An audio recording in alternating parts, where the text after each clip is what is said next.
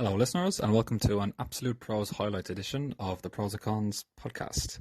I'm James Healy, and I'm here by myself doing the introduction today. If you've been following us for the past few weeks, you know we're doing something a bit different. Since we needed to take a break over the holidays, we thought it'd be cool to give some of our newer listeners a chance to listen to some of our older episodes. So the six of us have decided to pick one of our favourite oldies and rerun them for you. Pretty happy to say it was a difficult decision. I've really had a lot of fun working on this podcast for the past year, and I think I've learned so much from our conversations. Some of my particular favourites were creating realistic characters, all writing is wrestling, the episode we did on feedback, and planning versus pantsing, where we discussed the differences between planning out a novel and just diving straight in. Some of my favourite ones that I hosted myself were my episode on thematic conflicts and my horror deep dive.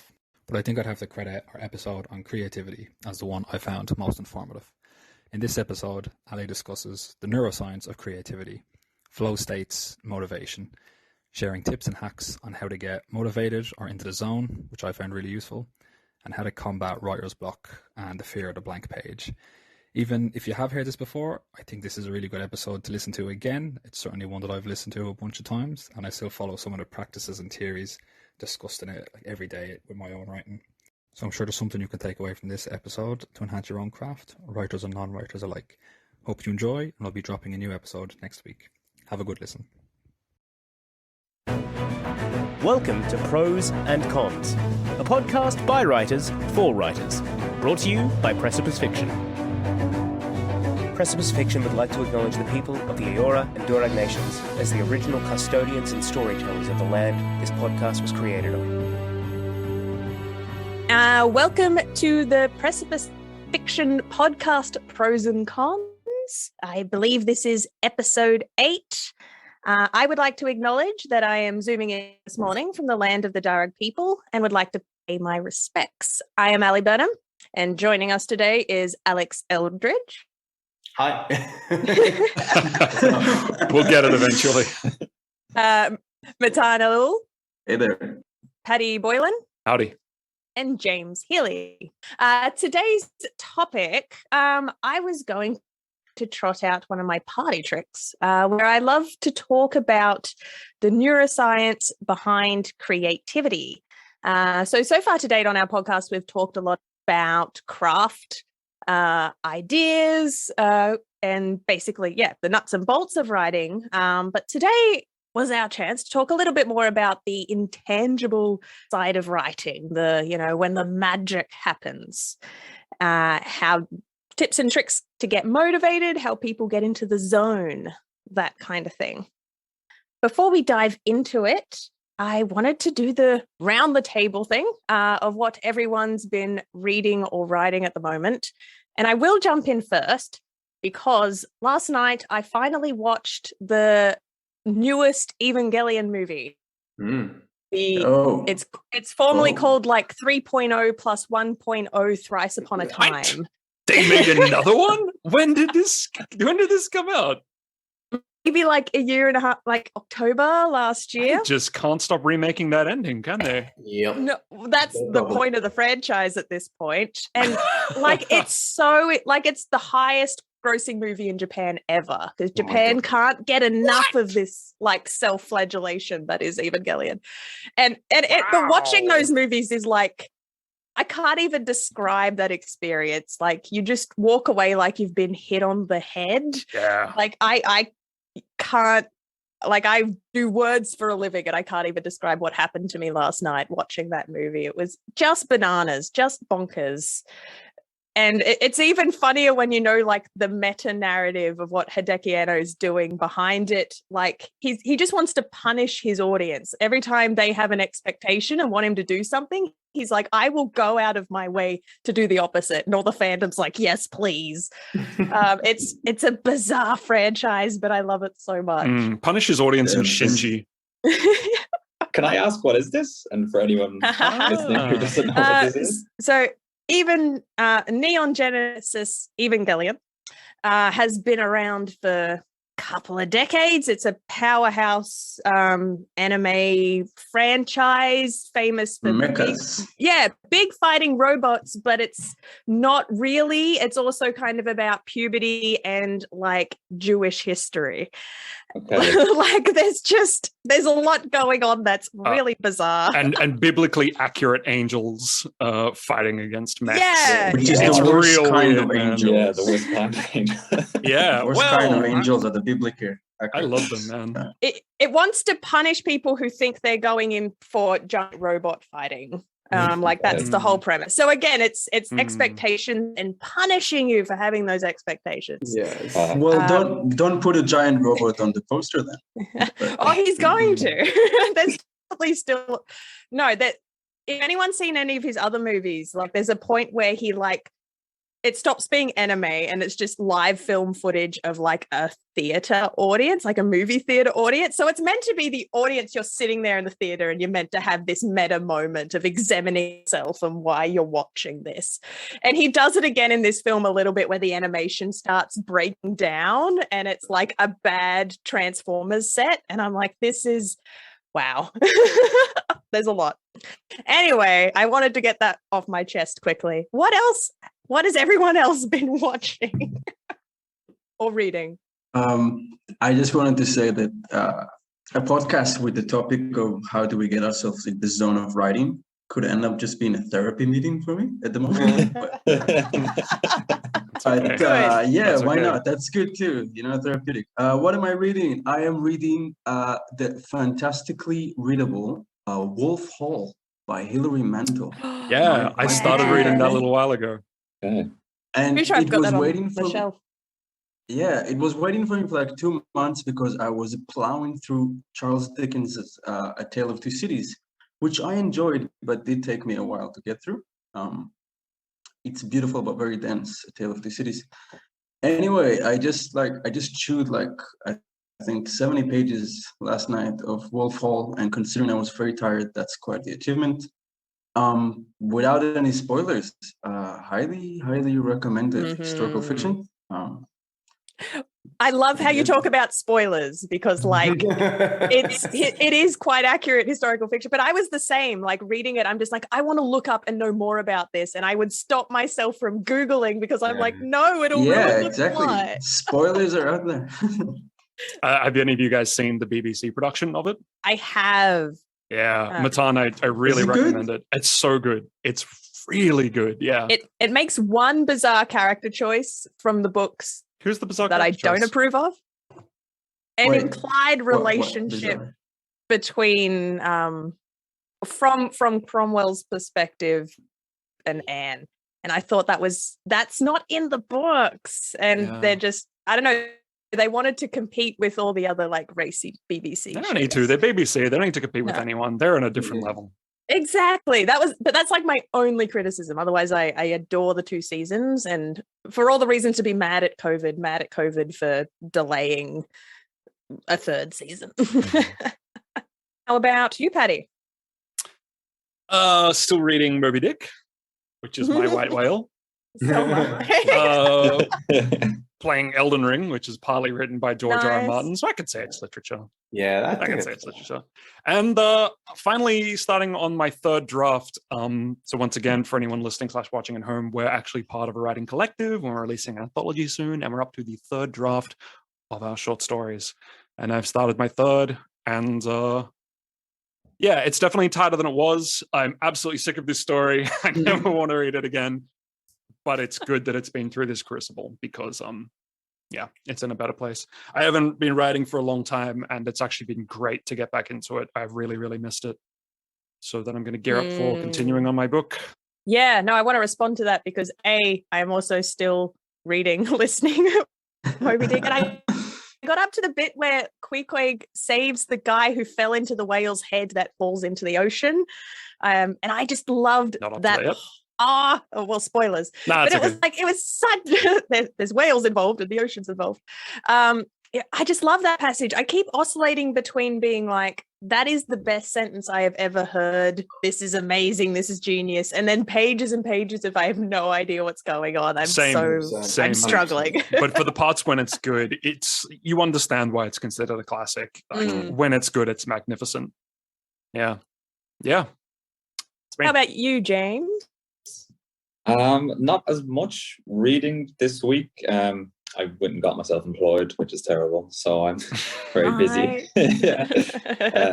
I'm still slowly working my way through Silk Roads, which I might have mentioned on the podcast before. It's the history of the world from the perspective of the Middle East. So it's like a non-Western perspective of a lot of different things, and it views the Middle East as like the center of everything, since it was one of the oldest kind of central hubs for communication and trades and stuff. So it's quite good to get different perspectives on all the kind of like Western history, and then other aspects of what was going on in other countries at the time, kind of for like perspective. So that's quite good. And I'm also working on my third draft of Cooling Engines, which is the story that I'm putting forward for the anthology. And that is going well when I have time to work on it. I've been not in the habit of editing for the longest time. So it's been good to kind of get those gears turning again. Excellent. No, I feel the same. I'm now full-time employed, and I've been forcing a new routine of waking up early every morning to write. And I'm first drafting for the first time in a long time. I'm not actually editing. I've taken all the pressure off myself to not do any editing at the moment, and like just writing feels like really good for the first time in a long time. But it's probably terrible, but I'm not even letting myself care about that at the moment. How about you, Alex? Yeah, I've been doing a lot of stuff on, I've been reading a lot and also writing a lot on Reddit's No Sleep sort of forum there. So that's been really encouraging because it's given me an excuse to write a lot of very short things, which is kind of my natural, pathway, I guess, channel that I tend to go towards. And also I've been reading a lot of horror, some of it really good, some of it really bad. But both of those things are valuable in their own right. One short story I recommend, which is the only thing I think I've read for a long time that actually made me frightened, is I think it's called "My Sugar Daddy Asked Me for Weird Favors." It sounds bizarre. It's terrifying. Yeah, my sugar daddy asked me for real. It's the top thing on No Sleep. It's ever. It got like 50,000 upvotes, so it's very, very popular. But just there's two parts. So the second part's good, but not as good. But the first part is just like, wow. I can't even describe it. Really Talk about clickbait. Yeah, 100%. Yeah. Well, exactly. That's probably why it's so popular. But it is Good very. book. And then the other thing I just watched really recently was H Bomber Guy, who's a YouTuber. He did he's so good. He's so good. He did a breakdown of a game called Pathology, which is like the most meta thing you could ever possibly conceive of. He's like, this game is amazing. Do not play it. Like, not even kidding. Like anyway. So I think I'm going to play the second one of that because he's recommended that. But yeah, the whole video games as a high literature thing is always pretty cool, and I think Elden Ring kind of runs into that as well. Yeah, that's what I'm doing. If anyone's listening to this, check out I Shouldn't Have Killed That Spider, which is the name of the Reddit story Alex has written. And that's right. Someone made a narration of it. Yes, and it's been adapted into some narration. And the third person has just asked me to do it today. So like within 12 hours, Alex. Yeah, it was really weird. But I'm grateful. It's pretty cool. Awesome. Well, off that happy note, I wanted to ask everyone what it feels like when they're struggling. So just if people were able to articulate that feeling when they sit down at a blank page, and the words just aren't coming. If you have an anecdote of when you've struggled with that recently, not to be rude, but I probably could throw it to Matan. Yeah. Off the top of my head, I must say that struggling usually for me is not even getting to the blank page. To me, the real struggle is to get my laptop, not on Facebook, not to watch something, just to open the freaking Word document. I find that the blank page is less threatening to me than what comes before it. But since we're here to talk about no inspiration, I get that feeling. Sometimes for me, I'm coming back to a story I already started. And like, I got the blank ahead of me.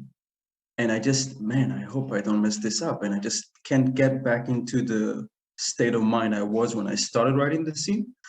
I think that's why a lot of writers, I notice, write scenes that are 2,000 words, ish, because that's what they're capable of putting out in one sitting.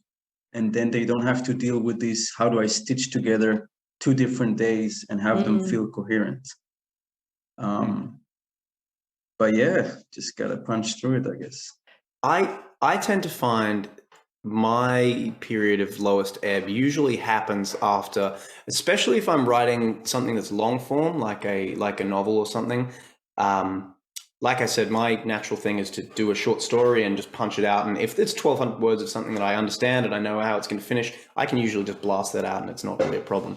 What I tend to happen, I find that if I don't really have a clear idea of where the scene is going, if I haven't forethought of that, then I get about 600 to 800 words in and then it just sort of grinds to a halt. That's a pretty common thing for me, I find. Yeah, just with a blank page, I often find what I try to do to start off is just come up with an interesting first line and then go from there. But there's times when I sit down and it just feels so stale. Yeah. And I just feel like I'm spinning my wheels. And I'll have maybe a Word document open and it'll just be lines and lines and lines of crap. And I'll just be like, none of these feel like a good jumping off point. I don't know where to go from here. And that just feels like you're just watching the time pass by and you're like, I only had so long to actually get this going. And I feel like I've gotten nowhere in that time. Alex talks all the time about the metaphor of like, it's a muscle and you got to keep it active. I think that's so true. Absolutely. Yeah, those times when you're just writing crap, like, but even just writing the crap, that's part of the process. It's part of the practice. 100%. It's almost like you have to exorcise the bullshit from yourself in order to get like those first bad 1,000 words out of your system until you get onto the gold. Yeah. You will end up stumbling on something. Hopefully, if you keep at it, you'll end up stumbling on something. And you're like, you know what? That wasn't where I was thinking of going. But that is something I can jump off from. Yeah. What do you guys do to get out of it besides the obvious punch through it? Like, do you guys have any I will. tactics? Let me put a pin in that, Matan. I wanted. We will get to that. On the opposite side of the coin, then, what does it feel like when you're in the zone, when it's working for you, and the words are flowing, and you know you're having a good day? Feels like channeling. Honestly, yeah, it feels like magic. It feels like a one-person seance. Best feeling in the world. I mean, I don't know how to. Maybe I'm overreacting here, but we're all sitting here. It is just one of the best feelings out there. Just the time just having it to work. I would say. So sorry, Paddy. After you. There's just it feels innately good. It feels like something that you don't even need to think about. Almost, it's automatic, and you know it's good. And Matan, it feels amazing. Like I know what I'm producing is good. I know that I'm able to produce it. It feels like it's coming straight out of my muscles or straight out of a deep part of my brain. That's all.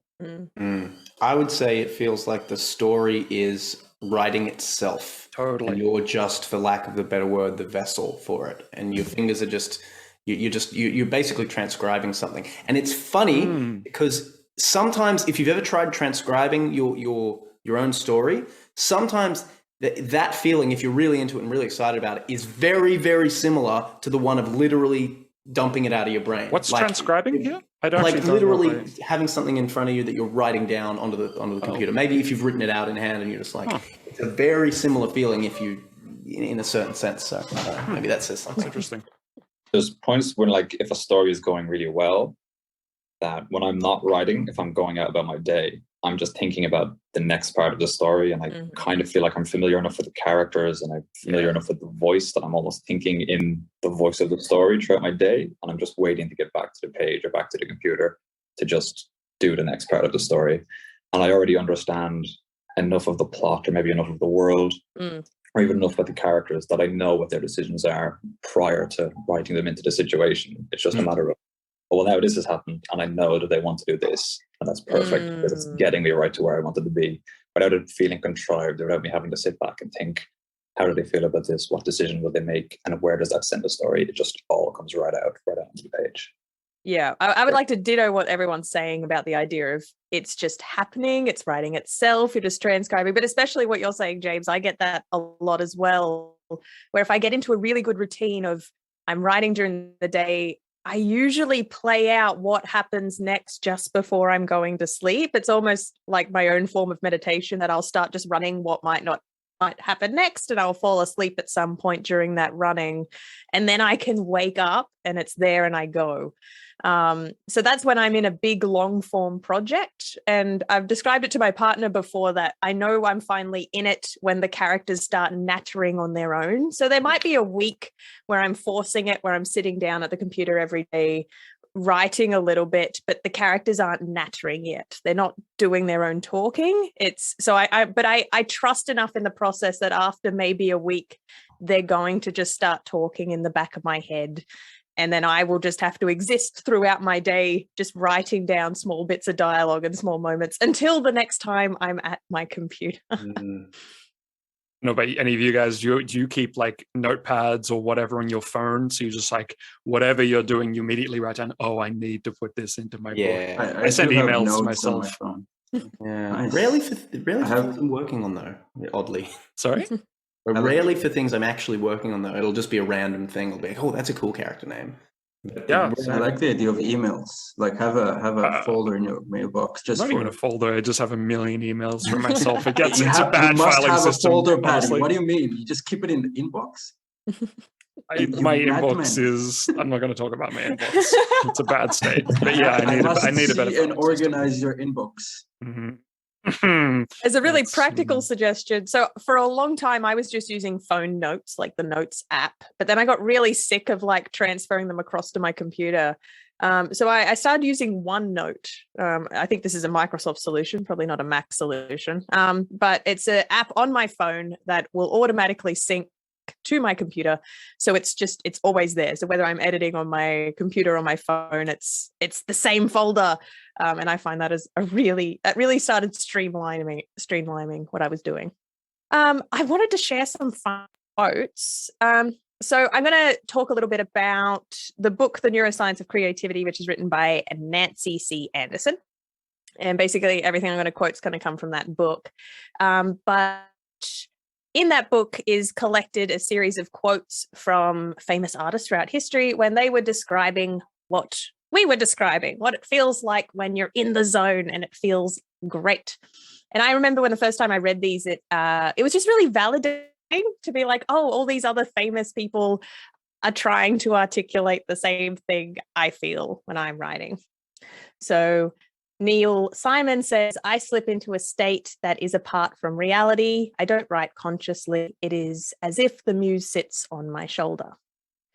Mozart says, where I am, as it were, completely in myself, entirely alone and of good cheer, say traveling in a carriage or walking after a good meal or during the night when I cannot sleep, it is on such occasions that my ideas flow best and most abundantly. Whence and how they came, I know not, nor can I force them. My subject enlarges itself, becomes methodized and defined, and in the whole, though it may be long, stands almost complete and finished in my mind, so that I can survey it, like a fine picture or a beautiful statue at a glance. Nor do I hear in my imagination the parts successively, but I hear them, as it were, all at once. What a delight this is, I cannot tell. All this inventing, this producing takes place in a pleasing, lively dream. Vygotsky says, generally speaking, the germ of a future composition comes suddenly and unexpectedly. If the soul is ready, that is to say, if the disposition of the work is there, it takes root with extraordinary force and rapidity, shoots up through the earth, puts forth branches, leaves, and finally blossoms. I cannot define the creative process in any other way than by this simile. Poincaré says, one evening, contrary to my custom, I drank black coffee and could not sleep. Ideas rose in crowds. I felt them collide until pairs interlocked, so to speak, making a stable combination. By the next morning, I had established the existence of a class of fusion functions, those which came out from the hypergeometric series. I had only to write out the results, which took but a few hours. Spender says, inspiration is the beginning of a poem, and it is also its final goal. It is the first idea which drops into the poet's mind, and it is the final idea which he at last achieves in words. So those were the 1, 2, 3, 5 little excerpts. But I absolutely adore those. What it sounds like they all have in common is that when creativity is really flowing, it is effortless. It wants to come out. You don't need to force it. It's going to come out whether you want to or not, which is, that's the experience. That's it. These ideas want to manifest. So the little lecture part of this podcast, basically, so I do a little bit of teaching, and I love starting all my classes off with this lesson because I want to demystify the idea, at least my personal belief, that creativity is something anyone can do. I want to dispel the belief that, say, creativity is something only like a certain special few people can do. That say what Alex and Paddy were saying earlier, that it is a muscle anyone can train, that it isn't just, oh, that person was just born creative, so we'll leave the creativity to them. And I like linking it back to this neuroscience study that it is a muscle we can train. So the really super bastardized version of what the book goes on to explain is, say there's 3 different forms of brain patterns. There's, say, the baseline is when we're really close to sleep, are asleep, or super relaxed, just down the bottom brain activity. In, say, near the middle band is your everyday, you're going about your job, doing your stuff. That's where the brain activates. And then there's the top band that exists for really hyper concentration. Just you feel like you're thinking faster. I'm sure we can all relate to that. I know I sometimes get that feeling even when I'm playing video games, and I feel like I'm in the zone. Like if I'm having a really good PvP match and I'm just shotgunning everyone. Like I feel like my brain activity is up there. I've also experienced it while I'm sight reading, playing music. When I used to play a lot of music back in the day, if I'm sight reading really well and kicking ass, I feel like my brain is up there. And it's the same feeling again when I'm having a really good writing day and the words are just flowing. I think it's often called flow state. Right? Flow, but I've heard the term flow state being used. Cool. Yeah. I don't doubt it is. So what this book honed in on was this idea of, cool, if we want to train ourselves to reach this high level of thinking, how can we do it more often? So what they did is they had a whole bunch of creatives come in, they stuck the nodes on their head to just see what their brain was doing when they were being creative.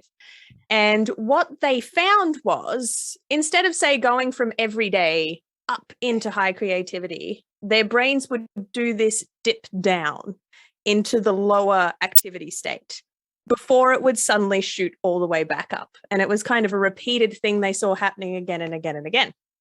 And that was kind of the interesting anomaly they wanted to hone in on, and like, oh, that's interesting that it seems almost easier to go from baseline to top rather than middle to top. So the idea became, well, maybe it's easier to train the muscle we can train ourselves to go down rather than training ourselves to go up, if it's easier to do this shooting up. So what it does is talk about, when do you find yourself having those ideas that come out of nowhere? And I know for me, myself, my own personal anecdotes are when I'm driving, unfortunately, is when a lot of ideas come unbidden, which is an unfortunate commentary on what my brain activity is doing while I'm driving. Apparently, it's in the lower state. But it is when you're doing that really menial labor you're not concentrating on. The other time I get ideas is just before I fall asleep. And I think a lot of creatives talk about that as well. Like, damn, why do the ideas always happen at night? Again, it's because it's your brain has done the dip down before it shoots up. And the other one for me is in the shower as well. I get ideas suddenly in the shower, which is really annoying. And when I'm doing the dishes, another really menial labor task where, the brain's not there, the brain's gone elsewhere. It's dipped down before it dips up. Can anyone else relate to that when you have menial tasks or like low energy brain tasks that are rudely interrupted by good ideas? Definitely, yeah. anytime I'm working with my hands or I'm doing a job that is going to just take hours and it's kind of the same process over and over, the whole time just coming up with ideas, coming up with stories. And I'm like, I can't wait to get through this and be finished so I can go and find some paper or something to write all of this down on. But yeah, that's exactly when it hits. Yeah.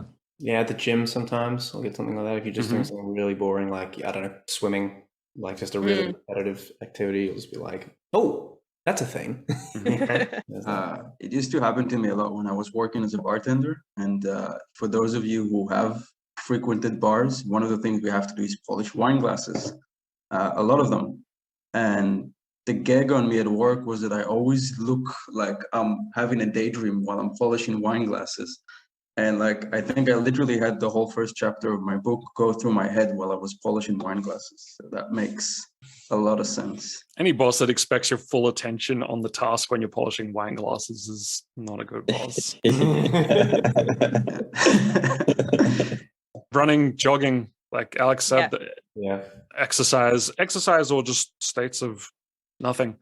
Or being on the bus as well, I noticed. Like if you're moving, absolutely. If you're staring at the window of the bus. Yeah. Ally, you were talking about the brain needs to go into like the shutdown state. It's almost like your mind needs to go into the back room where it keeps the stories, like leave for a moment and then come back out. It kind of reminds me of clearing the cache. You know, it's almost like you need like that state to be lowered and just then you can load up new processes. Yeah, 100%. I know Neil Gaiman's talked about this, and I don't think he probably hasn't read this book, but I think he's tapped into the same thought in that he's like, you need to get bored. That's the advice he gives a lot of new writers. They're like, how do I go away? And he's like, go away, get bored. And I think he's accidentally describing this phenomenon of you need to go away, lower your brain activity before you can shoot it up into the zone. Zen talks about the idea of no mind as well, right? Effortless action, where you clear the mind and then you shoot the arrow at the target. I think it's the same kind of thing. The idea of like not the arrow with the target.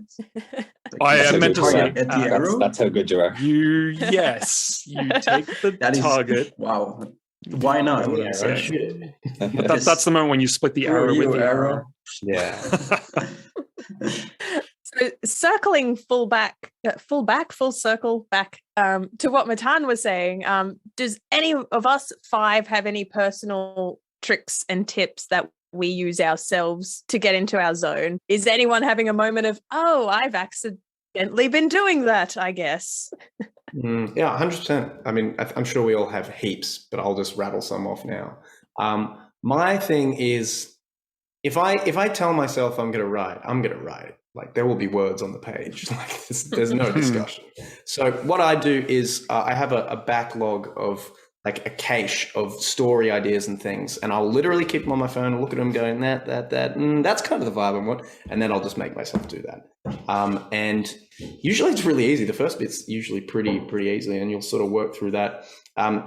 So that's a tip and trick. But honestly, I think the far greater trick, and I'm sure you guys will echo this as well, I'm just taking all the good points here, but is just the habitualness of it. Like I know, Ally, you said you've been getting up and just writing before work. That's always, for probably a couple of years now, that's been my format. I'll just get up, and ideally the first thing I'll do is just go to write. It helps a lot if I've, like I said, have that cache or have decided in the past this is what I'm going to work on, and then it's had a chance to ferment a bit. But like I'll just write for the sake of writing something, just to keep the muscle, primed essentially. So that's what I'd say. It sounded at first like you intimidate yourself into writing.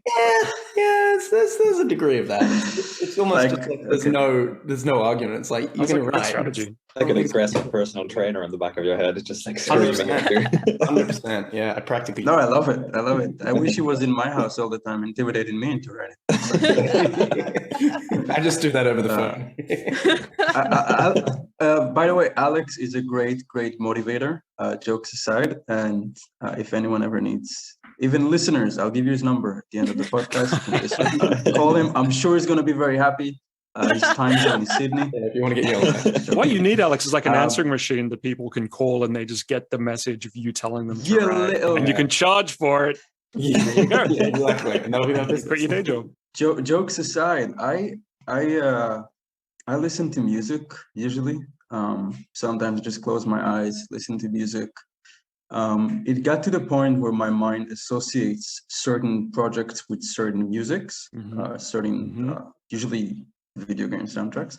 But and if I want to keep thinking about it when I'm away from my computer, I would usually listen to the scene's soundtrack and try to take myself back to it. But I've had moments where it wouldn't come out, and I just said, okay, I'm just going to listen to music until I feel like writing. And sometimes that's 20 minutes, but it does work for me. I don't know if you guys are the same. I totally use music. I know exactly what you're talking about with like certain soundtracks evoking certain pieces. Like this previous thing I wrote, I can't play Vermintide without thinking about that story now. Can you guys listen to music with words, like with lyrics? I can't. It's harder. Yeah. It's harder. Yeah. It's almost like the part of my brain that needs to process the words in the song is the same part that's going to write, and it's being used. I absolutely can't do it. As soon as there's any spoken word at all, it completely takes me out of my writing. To be honest, even instrumental music I find distracting most of the time. Some video game soundtracks I can do if I want to evoke a certain mood, but it's very specific and fitting. Usually it's just like dead silence or a noise machine or something. I would often loop something, and after you've heard it like 5 or 6 times, you kind of stop. You won't pay any attention to it. It's just in the background, but whatever the tone is. I use that too. There for the story. I also use I try to use like little cheats with sentences, whereas like I was saying, if I try to get a sentence, try to start off with a sentence from a jumping point. I also try to have the discipline to stop writing when it's going well in like the middle of a sentence. Yeah. So that when I come back to that story, I'm just continuing the sentence and just going straight back into what I was doing. You cliffhanger yourself. Yeah. Hey? That would drive me insane. I don't know if I could do that. It's so hard to do it because you're obviously it's going so well and you're enjoying it, and you want to get to the end of what you're enjoying, and you're just like, I'm going to stop right there. That's and good. When I come back, that's really good. That works when you come back to it. Like, I remember having tried that once and like trying to get into it and being like, oh, well, this is not the same vibe that I had yesterday. Does that work for you? Like going back into it, or? Definitely, because particularly if I'm using music as well, because what would happen is otherwise I would write to the end of the scene and then stop, and then I'm coming back and I'm asking myself what's happening in the next scene. Yeah. Whereas if I stop as I'm writing, I'm coming back and continuing that scene, and then when that scene ends, I just go straight into the next scene. That works quite well, but it's hard. It's hard to stop. You almost need to have like an alarm that goes off, and then you say, oh God. I have an alarm, James. I have an alarm, and every day I just kind of look at it, like, what do you want? And I imagine the alarm saying, you know what I want. Before we move on, I'm sure I don't know if I'm sure, reading good literature for me is such a good way to get into the zone. It feels almost like preloading that author's voice into your head. So when you go to write, you've got this set of language, tone, voice, like all ready to go. I think some of the best writing I've ever done is when I come off the tail of reading something that's tonally or maybe in terms of its language or theme similar. Same with you guys? 100%. Yeah. Absolutely. Like I was reading a bunch of Bret Easton Ellis a couple of days ago, and then I just like jumped straight into a realist style of story, and it was just like the tone wasn't exactly the same, but it was close enough that I Since a bunch of you are going through classics, do you feel like it ever kind of invades your writing? Like well, I'm cheating. Moby Dick? Yeah, I'm cheating a little bit in that I will surround myself with novels and voices that I'm trying to invoke. So precisely because I'm working on Cypress, that's why I started the Hilary Mantels, the Moby Dicks. I don't think that's cheating at all. I don't, because like nothing that's going to come out of you is going to be the same. It's always filtered through the entity that is Ally. It's always going to come out of something original. No one knows you've been reading Hilary Mantel. Yeah. Well, they do now. They do now. Yeah. I heard a teacher tell me that you shouldn't read the genre you're writing at that point, and I think her argument was to, like, don't go too deep into the one well, like try and pick from what, the full platter that's out there and then make it your thing. But I tried that and I genuinely don't like it. I like going 100% in on whatever my thing is at that point. Yeah, 100%. Yeah, Particularly if you're first drafting, I think the idea is that they don't want you to be influenced by other works, and that's why people say that. But then you'll find techniques and you'll find, I guess, like elements of the story that like cause you. They just lead to so much more inspiration that I think it's actually. I wouldn't agree with that at all. Can we just admit that all writers, since the dawn of history, are basically thieves? Okay, some better than others. Let's just put it out there. We're a bunch of thieves. I'm a thief. The ones that came culture is a recombination of culture. Like no idea is original. It's all just. It's like an iPhone. We get a new iPhone every year, but it's basically the same. The camera's a different size. Good artists borrow, great artists steal. Yeah. This does actually lead nicely into the passage I did want to read as our reading for this podcast. It is straight from the book I've been talking about, The Neuroscience of Creativity. And it will talk about this idea of the brain needing to disorganize the information it's been picking up on. So I like the idea that it's stealing from the world we've been absorbing, and then it needs to disorganize before we write it, regurgitate it. I'll let the passage speak for itself. Writing a novel takes a relatively long time, at least a year or sometimes more. Most novelists have very regular habits. They typically get up and do their writing during the morning and early afternoon. They write even when they feel they have nothing to say. They have learned that otherwise they might not write at all. And much novel writing is akin to consciously generating spontaneous speech. The short-term discourse plan is there, and the sentences are created and the words are chosen on the fly, but simply at a slower pace because the motor task of writing is slower than the task of speaking. Much of this is in the domain of ordinary creativity. Most novelists have larger vocabularies than average. They have the opportunity to hone their skills through practice. When not writing, they often carry notebooks in which they jot down interesting observations to use at a later time, perhaps when they get stuck on defining a character or finding the best twist for a plot. But then there are moments, ellipses. Sometimes a new character emerges out of nowhere and becomes the nidus for an entire novel. Sometimes a wholly new idea occurs to a writer, as when Joyce decided to write in Stream of Consciousness or Tolkien conceived of hobbits and Middle-earth. Sometimes the prose just come pouring forth from brain to fingers to keyboard to page without any conscious effort at all. Those are times when extraordinary creativity is the neural mode. Generally, this extraordinary creativity mode cannot be sustained throughout the entire long period of novel writing, but it may comprise anything from small to a significant part of it. The process seems to be inspired. It sometimes occurs when in a dreamlike state or even during sleep. This appears to be a different process from the conscious production of a stream of speech or writing. It happens far more rapidly and produces something substantial that is completely new. The associations are occurring freely. They are running unchecked, not subject to any of the reality principles that normally govern them. Initially, these associations may seem meaningless or unconnected. I would hypothesize that during the creative process, the brain begins by disorganizing, making links between shadowy forms of objects or symbols or words or remembered experiences that have not previously been linked.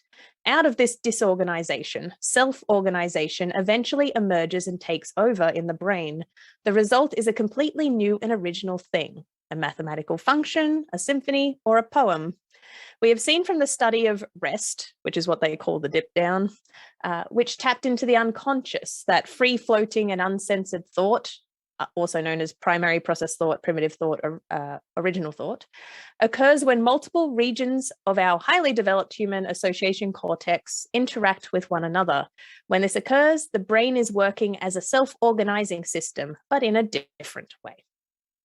And that's the reading. Word. I love the idea of the shadowy forms forming connections. That's absolutely how it feels. I just really like this confirmation that we do have to kind of dip down before we go up.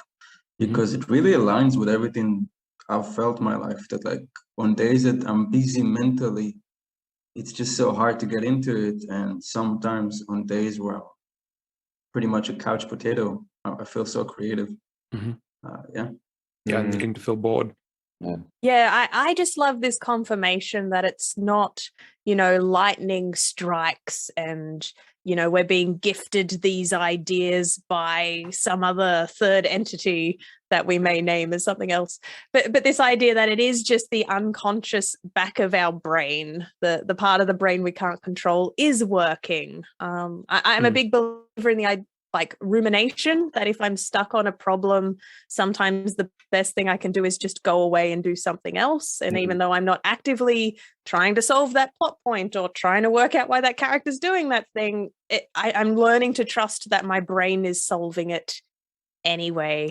And even bringing it back to a non-writing anecdote, lately my dreamscape has been very unimaginative, where it is like a Marvel Cinematic cross-universe moment where like a mentor from my past is interacting with my current boss and is having a conversation with my friend. Like, it's all the things that are currently stressing myself out are like, that's my dream. They all start talking to each other and I'm there trying to like manage and send emails to them so they can communicate properly. And that's my dream. And then I wake up and I'm like, that's just my life. That's so boring. Where's the metaphor? Where are the unicorns? Where's the flying eagle that symbolizes my stress, rather than my boss talking to like my old boss? So in the sense that dreams exist so we can process all the stuff that we're not able to process during the day. Like, I've learned to trust that my brain is processing my stories even when I'm not actively writing. Before we move on, I have a tale relating to that about an English scientist called Michael Faraday. I think he's also the developer of the Faraday cage. It could just be the same name. Faraday was working on the molecular structure of benzene, right? He was banging his head against the wall about this. What the hell is the structure of benzene? He couldn't work it out. And I think this was in the middle 20th century or maybe earlier, where a lot of, when was it? 1825. And one night he has this dream where this really intensely vivid image of a serpent eating its own tail was like burning its way into his mind, like in a way that felt like, this is symbolic, this is important, like this ring shape. And then he wakes up and he's like, oh my God, benzene's a ring. And he goes and he tests his idea. And that's exactly it. Benzene is a ring-shaped molecule. And it came to him in a really profound dream. It's just one story, but I totally think that, when you're sleeping, dreaming, all those background thoughts, there's number crunching happening in the background. There's always processing to work. I must say my dreams are underperforming. They have solved zero problems in my life. I don't know if I can change them for better dreams. Who do I talk to? But Michael Faraday. Like zero success rate from my dreams. They made things worse. They never improved mine. I think it was a one-off zinger of a dream, but I haven't had any really profound ones either. So pretty rare. With a grain of salt. Pretty rare for sure. We're nearing the end of our podcast. Did anyone want to jump in with any quotes for this week? I got one. If I think I might have even used it already. If someone tell me if we have, and we'll just have to edit in another one. But I don't know. This is a very workhorsey. Let's check our listeners' loyalty. Yeah, exactly. This is a very workhorsey approach. But I just always love the oh God, what's his name? The Woody Allen quote that he's just like showing up as half the battle. Like he's like, it was showing up as like 80% of the battle. Just getting there, like putting some stuff down. I always find that very inspiring because it's so actionable. That's a good one. Yeah, the moment I decided, well, I didn't decide, but a mentor told me that writer's block doesn't exist. It's just you sit down, you write, and as I think it was you, James or Paddy was saying earlier, you just got to write out the crap, and then the words will start getting good. Yeah, subscribe to that. All right. Well, this has been Pros and Cons from the Precipice Fiction podcast. And thank you so much for tuning in and listening. And we'll be back next week.